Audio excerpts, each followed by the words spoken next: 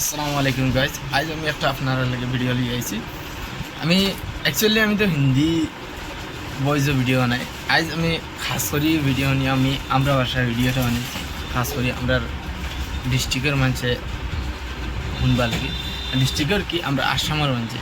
তো গাইজ ভিডিওটা আমি লাগাইছি, এই ভিডিওটা শুনলে আপনারা ভালো লাগতে পারে, কিন্তু আমার বাইরের কথাটা আমার বহুত ভালো লাগছে।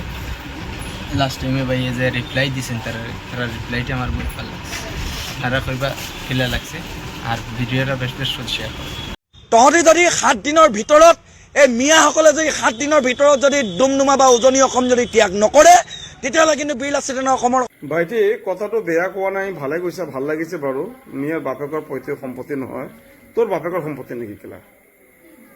নহ'লে পিটিবি নেকি? পিটি ওলাবি? তোৰ বাপেকৰ অকাত আছে নেকি পিটিবলৈ কেলা?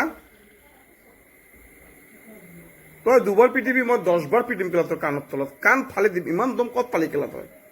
তই আইনৰ উদ্যোগ কোন কেলা?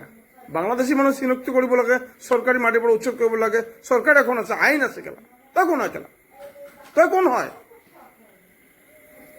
ইমান দমত নকবি, কিন্তু কাণ ফালি যাব একে চৰত তোৰ কেলা, মুতি পেলাবি। কিন্তু মানুহ চিনি পাবলৈ তই বহুত বাকী আছে কেলা এতিয়াও। তই কোন হয়? আইনৰ উদ্যোগ নেকি কেলা তই?